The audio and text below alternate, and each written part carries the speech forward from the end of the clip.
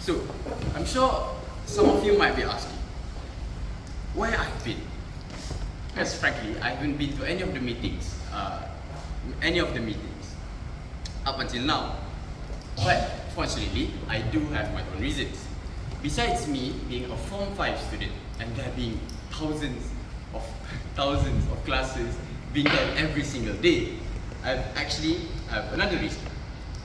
I participated myself in a lot of competitions.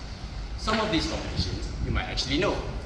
For example, that day when I won the national basketball MVP for the SPP level, or that day when me and my team got the Platinum Award for the Fully Residential Schools International Symposium. But I'm sure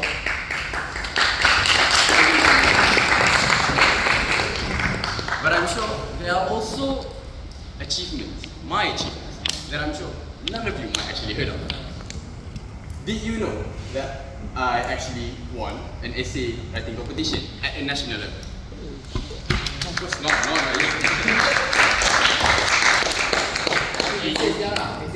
essay English.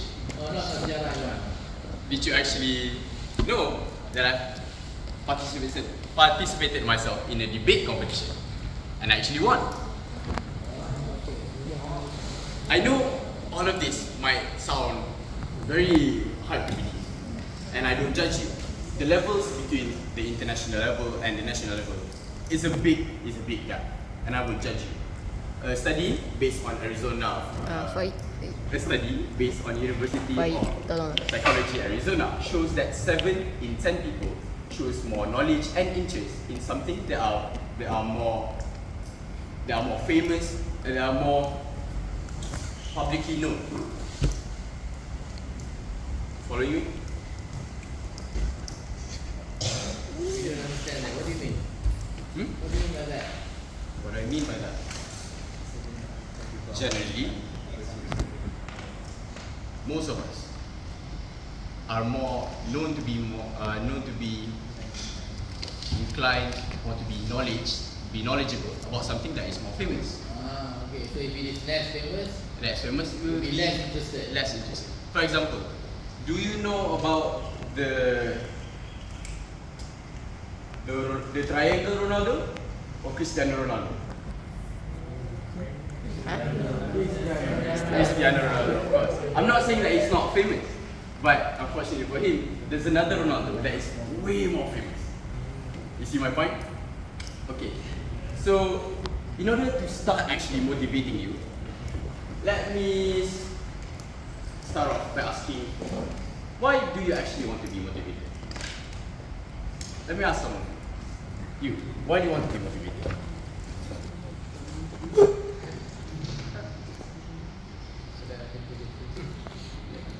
You want to do the things that you want. You, why do you want to be motivated? So I can do it. Also, I can do the action quite efficient.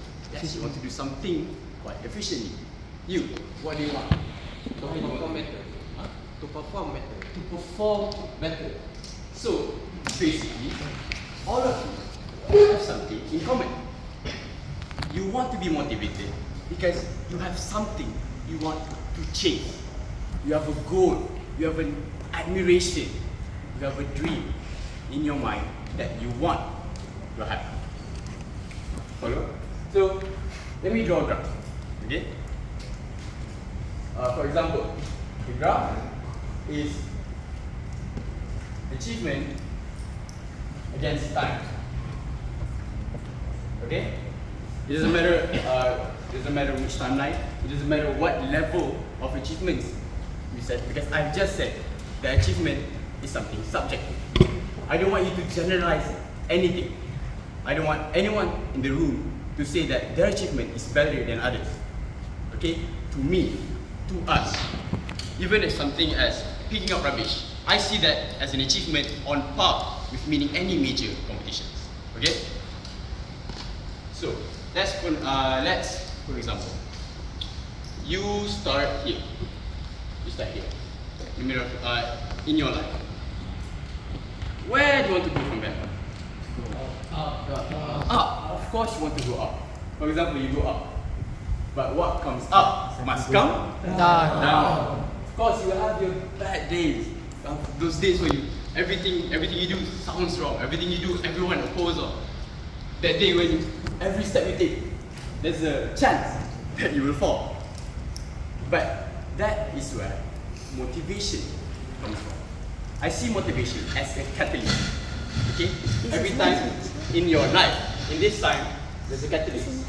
For example, today, you meet me, a very diminished young man that have extra knowledge about motivation. When you hear me talking about how to motivate you, how to be a better you, of course, where do you want to go? Up. As I said before, what comes up must again come down. Maybe after this you won't meet me, or after this you won't actually have the chance to meet someone that is more knowledgeable, or you lose respect in everyone else, and you feel like only just you. This is when life is unique. What makes life fun? What makes life different? What makes us different from animals is that things that are hurdle to us, we can manage to handle it. You know this graph? Let's just say it's in a box. Yeah, it's in a box. There are hundreds of external factors that will come to get into it. Oh, let's see.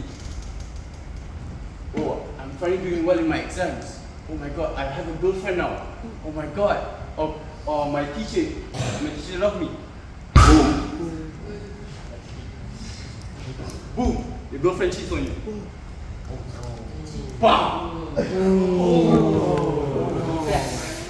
You get depressed. You get down. You feel like the world isn't fair anymore. You pull the rope. Everything seems down. And that is the problem I see in our generation. You think that the first time you try, you think that's the only time that you will try. That's the first time that you will fail. And that's the last time that you will try again. But, as the famous fictional character once said, Moon from the movie said, when you hit rock bottom, the only way to go is up. The only way to go is up. Oh, unless you want to die. Want to die? No. Sakura die. People with mental problems generally want to stay down for the rest of their lives until they die. Okay? But we're different. Who said that? I trust all of you, as I asked you before, we all have that clear goal in mind.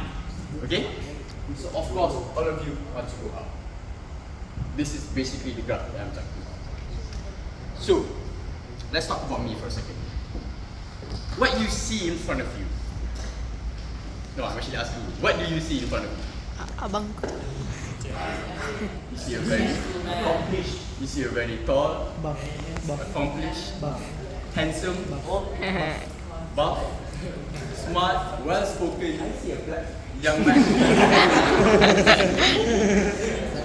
I admit, my skin tone is on the darker side of the spectrum. Basically, let's talk about my experience. Okay, let's talk about basically what our generation, what the problems we face as a generation, as teenagers. First, knowledge. Second, confidence. Third, attractiveness. You see me today as someone very tall, very handsome, very fit. My face, beautiful, no blemishes. Yes. But you don't know where I started from. You think I started when even when I was a kid? My face was this clean, this smooth.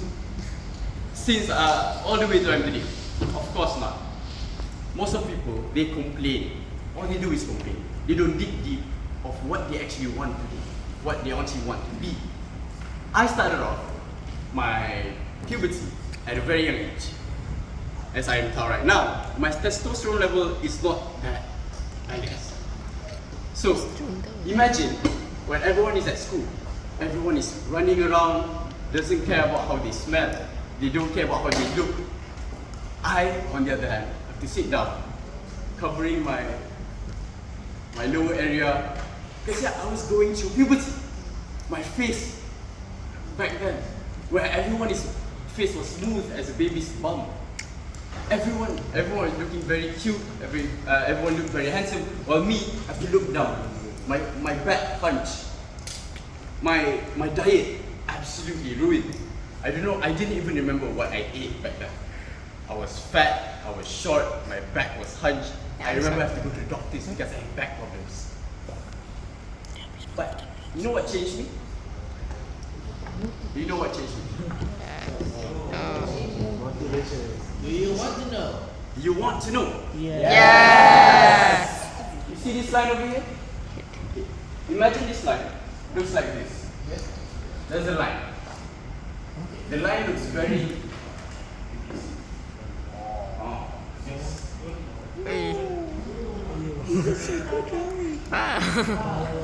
This is the line. This is the line.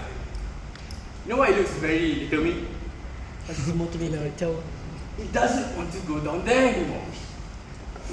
The line itself brings it back up. And that's what I did. I realized myself, I don't want to be this bad boy anymore. I don't want to be this not confident person. I see myself. Like all of you here right now, I have a goal in mind. So I started. Even though I don't have any motivation, I don't have someone that can preach to me about anything that I want, that I needed. I declare to all of you that's very lucky to hear me to actually talk about this today. Back then, I had no one. I had to research myself, how to speak better. I went in front of a mirror every day. I thought, hey, how are you? I'm like, no, you're ugly. I went the next day. Hey, I'm not actually that ugly. And then I still reject myself. I reject myself. I look at myself. I look at my tummy. I look at my face. And I actually put effort. I go to the store. I'll research everything that I can do to make myself look better. And in the end, I actually accepted myself. Slowly but surely. Oh, that's so. I became presentable. Second, knowledge. I'm sure all of you are very knowledgeable people.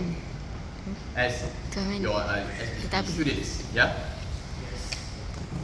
What if I told you that I didn't know the UPSR examination existed up until I was grade 5. While everyone was studying, everyone was burning the midnight oil every day, I was still playing around. I was still doing things that are not related to academics. Because generally, I had no one. My parents didn't know because they think, at this time of age, you're supposed to be playing around, you know? But generally, I have to study. While everyone was studying, I wondered, what are you studying? Why are you studying? Where do you want to go when you grow up? I don't even have that in mind. I noticed and I realized. Unfortunately, I realized very late. So I pushed myself harder than ever. As I push myself with my looks, that is the same way how I push on my knowledge. I seek out knowledge on how to actually improve myself academically. And Alhamdulillah, for my trial for UPSR, I got 2A, 4B. And for my actual trial, I got 5A, 1B. For the actual UPSR. Yes, for my school, SKBJ, if you might heard of it, it is the school that actually produced the most straight A's in the whole country. Even though that, all of my friends, basically my whole class got 6 A's, I got 5 A's. They see me as a disappointment, but I see myself. I look at myself. I compare myself to myself, not to them. So in the end, I go through that, and I got into Sdar, and I continued the momentum. And now look at me. I've never once stepped out of the top 30 range in my batch.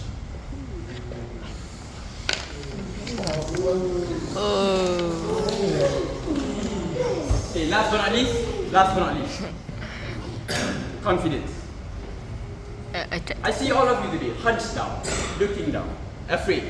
What if I ask you to go in front and talk about all of this? Can you do that? Okay. It might be very hard because no, it's not your fault. Because actually now at your age, at this time, I'm not ready. But it's okay. Back then, if my senior said that to me, I would actually duck down on the table and cry. Okay? So confidence comes with all of the things I said. So not now. If I look good, if I feel good, I will gain confidence. The moment I say I practice in front of the mirror, I say that I research. I actually search on Wikipedia how to talk to girls. Yes, that's how pathetic I was. But all these small things actually lead up to something very important. There's a breaking point for me where this is the pathetic zone and this is the socially acceptable zone. That line actually break through with all the ridiculous things I did. And I'm saying this right now, not to say that you have to be fat in order to succeed. You have to be socially awkward in order to succeed. You have to hit puberty early to succeed. No. I'm saying in this motivational speech today that no matter where you start from, who you are, what color is your skin, how tall you are, how fat you are, you too can achieve greatness. That is all for me.